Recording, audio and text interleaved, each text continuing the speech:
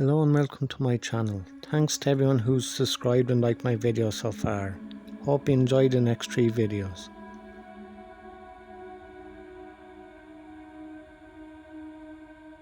This happened in 1993. Back then I co-owned a gas station in a small town. You've probably never heard of it before. We didn't have many employees at the time, and so I often found myself working the register through the night. We weren't one of those 24-hour gas stations, but we did stay open till 3 AM. I remember one night working the register, looking at the clock and seeing it hit 2:30 AM. I hadn't seen a customer in probably 30 minutes to an hour. I started organising the shelves, getting the place ready to close up. As I stood in the corner of the building, to my surprise, I heard the door chime, telling me a customer had entered. I walked around the shelf to greet him. It was a man. He was tall and skinny. He's wearing sweatpants and a light coloured t-shirt. His clothes were covered in bloodstains. I was frozen and felt a sudden urge of concern, wondering who hurt the guy. Breathing heavily, he told me that he had just been in a car crash. I went to the back room, assuring him that we had a first aid kit. I offered to call for an ambulance, but he adamantly refused any medical attention, or the police, instead asking me to show him to the bathroom. I pointed to the corner of the store where it is located. As he walked there a few more times, he told me not to call the police. I understood, not wanting to get the police involved, but it started to concern me how many times he felt he needed to tell me. I started thinking about it more and more. That's when I had the realisation, despite the bloodstains, I hadn't seen any actual wounds. Additionally, the man was walking almost perfectly normal, for someone just hadn't been in a car accident. My heart started racing. I ran outside to the side of the building where there was a payphone. I dialed 911. A female dispatcher answered. I relayed what had just occurred in a quiet tone, explaining how the man was still inside the building, in the bathroom. The lady was silent for a few seconds before I was informed of a recent stabbing homicide that had occurred in the next town over, that was reported only 30 minutes ago. I asked for a description of the suspect, and to my horror the woman proceeded to describe the man I just saw. He was tall, skinny, in grey sweatpants and had a light coloured t-shirt. I asked for the officers immediately and was told to wait in my car with the doors locked. In less than 10 minutes there were 5 cop cars in front of my store with their guns drawn. The police entered the building. I stood outside with another officer, giving my statement, but I was interrupted by an abrupt commotion from inside. The man in the bathroom had reportedly jumped at one of the officers with a knife as they opened the bathroom door. However, he was soon overpowered by 5 or 6 more officers. He was handcuffed and stuffed inside one of the patrol cars. Needing to know why, I couldn't help but ask one of the officers that had gone inside what the man was doing in there.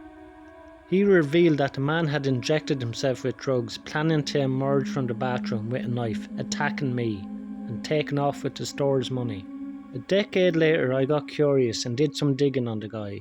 He was charged with the murder of a Dairy Queen employee in the next town over, and is now serving life in prison.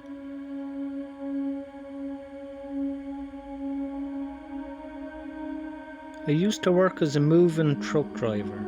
We transport people's belongings to their new home while they flew by plane. It was a decent gig by an in-man driving all alone on the desolate highways across the country, sometimes in the den of night. There was one night I was driving down an isolated stretch of highway in the desert when I noticed a figure walking on the side of the road. Just seeing another car was a rare occurrence, but to see another person was something else, especially at this hour. As I got closer, he gave me the alarming thumb that he was a hitchhiker. Immediately a wave of empathy washed over me, as I remember my early 20s, when I was strapped for cash and didn't have a car and often struggled to get around. I had my fair share of time struggling to make ends meet, so I felt compelled to help this guy out. I was likely the first vehicle he had seen in over an hour. I pulled the truck over and rolled down the window. He approached cautiously, his eyes reflecting a mixture of weirdness and hope. There was nothing that tipped me off about the situation. It was a regular looking guy and understandably slightly dirty. And his clothes, lugging around a suitcase in the desert.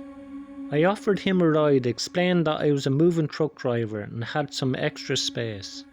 He gratefully accepted, hoisting his bag into the back seat and hopping up into the front. We exchanged a few words and I could sense his gratitude for the help. It felt good to offer a helping hand to someone in need, especially someone who reminded me of my own past struggles. I remember asking him where he was heading, and that was the first time it hit me that there was something off about him. He said anywhere but back there. I'd gone through a small town 20 minutes prior and assumed that's what he was talking about. I said to him, what was back there? He unexpectedly replied and said some really bad choices and a lot of regret. Taken aback by the answer, I let out a nervous laugh to relieve some of the newfound tension.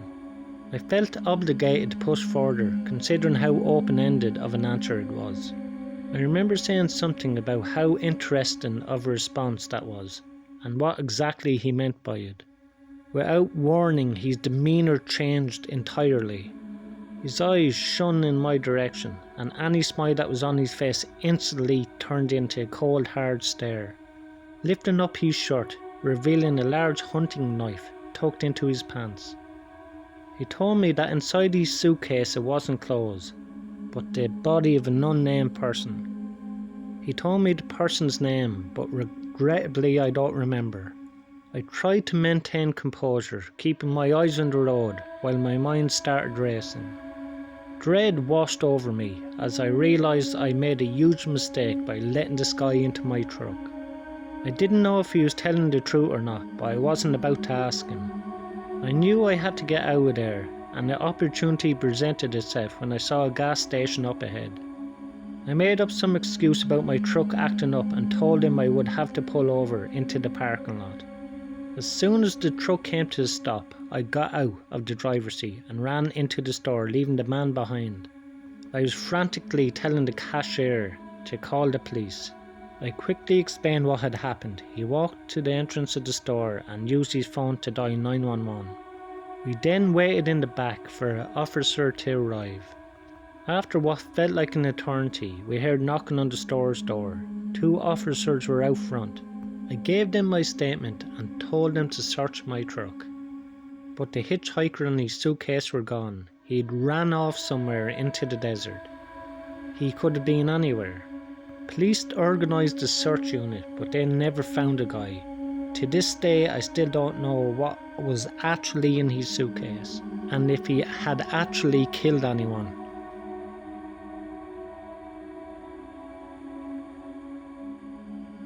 When I was in my early 20s and fresh out of college, I lived in some pretty sketchy, albeit cheap apartment buildings in the US.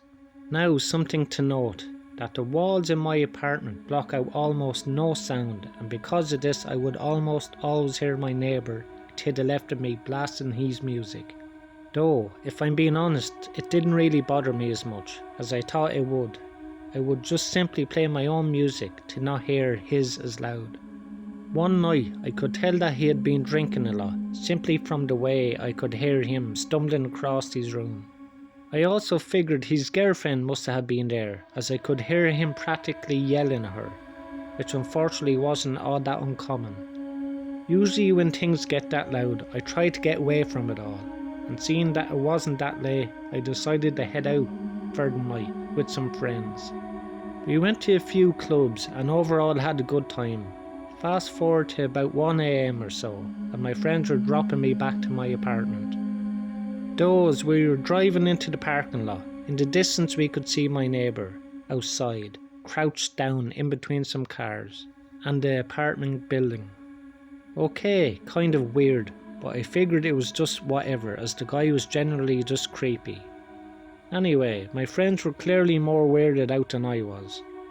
I honestly didn't think much of it and just had them drop me off near the gate entrance, as it would be easier for them to leave the parking lot that way. But as I walked towards my apartment building, I swear my heart dropped. I noticed my neighbour was now standing perfectly still in one of the bushes that was between two of the apartment buildings. As I got closer, it was clear he thought I didn't see him. To break the tension, I waved at him and mumbled a greeting, as I wasn't just going to pretend that I couldn't just see him. After doing so, he stepped out of the bush and came into the dim streetlight, not saying a word, but rather just staring at me. Never in my life had I looked into eyes so widened and fully dilated. The whole encounter was disturbing, to say the least, but I ignored it and continued into the building. Right as I got to my apartment door, I got inside and went straight to bed. I was exhausted and just wanted to forget everything and go to sleep. Although all through the night I could hear thumps and rustling, and that it sounded like furniture was moving. The next morning I woke up to the sound of cops outside banging on my neighbour's door. I was partially relieved to hear them, but this quickly turned to fear of why they were there in the first place. I could hear them take him away in handcuffs, and shortly after the police started knocking on my door. They asked me when was the last time I had talked or seen him, and without hesitation I told the officer everything that had happened the previous night. The yelling, the noises, the encounter in the parking lot, and even the rustling sounds all night. But what I was told next will forever haunt me. I was told that my neighbour had brutally murdered his girlfriend that night. They said he dragged her body outside and into a nearby ditch between the two apartment buildings. And then when I realised that the other night I was looking at the person who had just taken another human being's life, I honestly felt terrible for the woman. To this day, what disturbs me the most is how close I was to death, literally.